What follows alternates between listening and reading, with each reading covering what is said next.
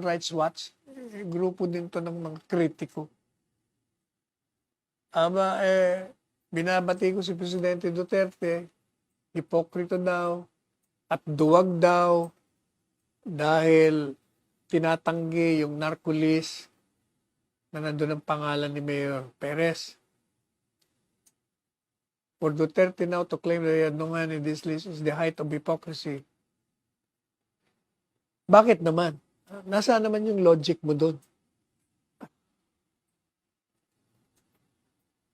Ginamit daw ni Presidente Duterte to shore up his popularity even during his tenure as Davao Mayor na springboard to presidency. Nako, layo ng lohika nyo. Sabi niya, President Duterte has used his target list as a political tool to intimidate people, including politicians opposing him. During his Davao years, he would read out on TV the names of people accused of involvement in illegal drugs. He cannot now deny involvement in violence perpetrated against those in the list.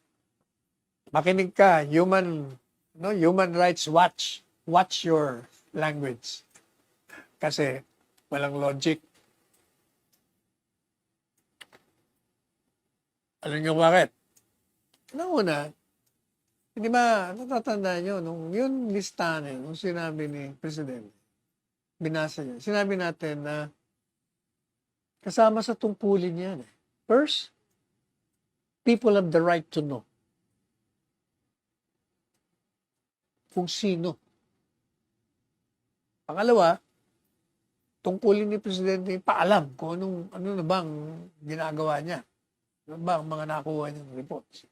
Pangatlo, sabi natin, noon dapat matuwa kayo because meron kayong pagkakataon na pasinungalingan yung nasa listahan. Hindi yung bigla na lang kayong babarilin. At least alam nyo na. O edi, pasinungalingan. Sabihin nyo, hindi yata kami kasama niya. O gaya ng, I remember, isang gobernador o dating gobernador, sinama niya. Pero nalinis niya pangalan niya. Si Mayor Halili nga, nagpunta pa sa atin niya, sa opisina natin. Siya, pinakita sa atin yung kanyang mga ginawa against drugs at sinasabi niyang gawa-gawa lang ng kalaban niya. Tapos sinisisi nila na dahil daw sa mga lingwahe ni Presidente, yung mga papatayin ko kayo, sinisisi nila na yun daw ang nag-trigger ng mga karahasan. Ako, layo. Ngayon doon si VP Leni, yung ngayon sinasabi natin kanina. Yun daw pagkapatay kay Mayor Perez ng Los Baños.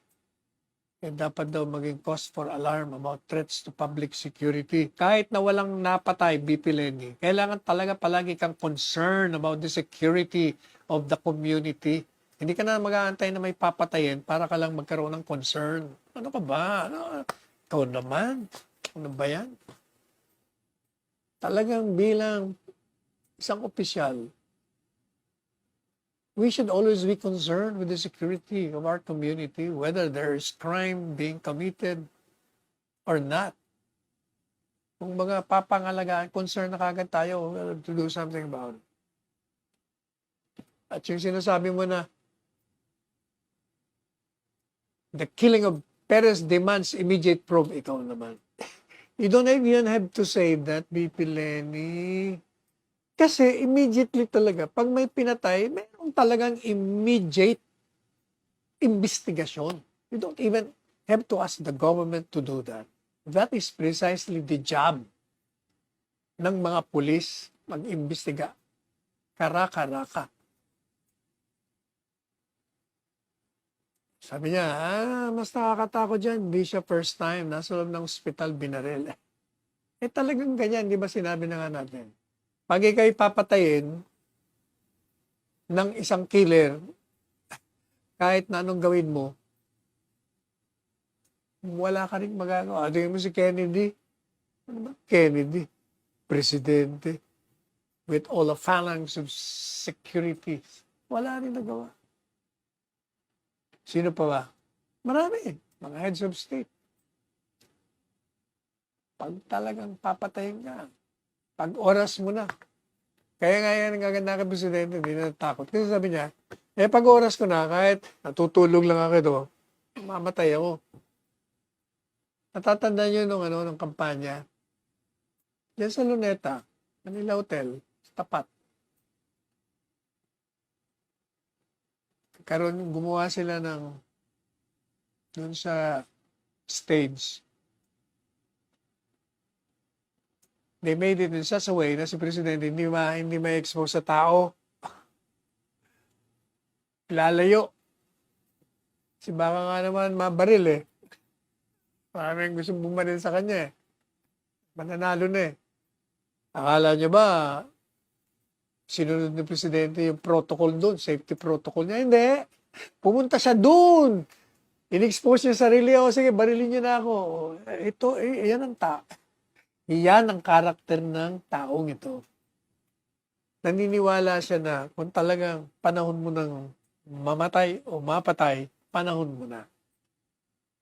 Kaya yung kagalingan sa kanya, he can do everything he wants to do to perform his duty without regard to his own safety. He couldn't care less whether you shoot him to death or impeach him, put him to jail or prosecute him. Wala yan. Hindi nga takot sa COVID eh. Gusto nga, pinipigilan lang ng mga PSG niya eh. Pero kung siya masusunod, tatakasan niya. Kita mo, minsan tumakas yan eh. Kasama si Senador Bongo eh. Tumakas sila doon sa bahay nila sa Davao. Tago sila eh. Tapos sabi sa akin, naku, wala pang ilang segundo lang, nalaman ako nasaan kami. Ayan, nandun ka kagad, nandun yung mga security, yung mga PSG. Pero kung sila masusunod, talagang palaban. O, ito namang si Senadora de Lima, sumama naman, nakakita naman ng pagkakataon na sumama sa batikos. Dinideplore niya yung kultura ng karahasan. Kasama ka dun eh. Kasama ka sa kultura ng karahasan. Ano man tawag mo dun sa paglabag ng karapatan ng isang tao? Di ba? Kultura ng karahasan yun. Hindi lang physical violence yun. Ano yung ginawa mo kay Presidente Arroyo dati? Papunta sa airport, pinakulong mo. Samantalang meron order ng Korte Suprema. O, hindi ba? O, ayan, nakaarma ka, ikaw ngayon nakakulong. Yan ang sinasabi. Ay, nako. O, ito namang international watchdog. Dina-downgrade niya yung civic space rating ng Pilipinas from obstructed to repressed sa kanyang report for this year.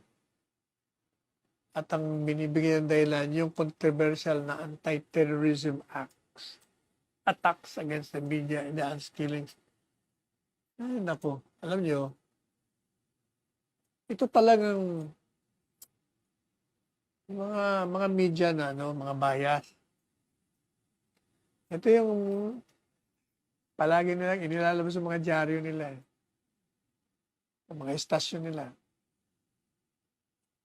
Pareho-pareho dyan sa Amerika. Alam nyo na-amuse nga ako dito sa CNN eh. Kasi, kanina, nung nanonood tayo, hanggang maaga, binabalita nila yung Supreme Court, dinismiss yung latest na pinail kaso ng mga abogado ni President Trump. O yung nga palang dalawang abogado niya, may COVID. Si Giuliani at yung babae pa yata. Anyway, yung pinail nila sa Pennsylvania, dinismiss ng US Supreme Court US Supreme Court. At parang unanimous, kung hindi tayo nagkakamali, unanimous. Kung hindi unanimous, 8-1. At ginagamit lahat ng mga ano, ng mga nasisiyan, yung mga nagko-komentaryo doon, at yung mga guest nila. Sabi niya, it's a death knell. Dapat daw alaman ni Trump. Talagang wala niyang pag-asa.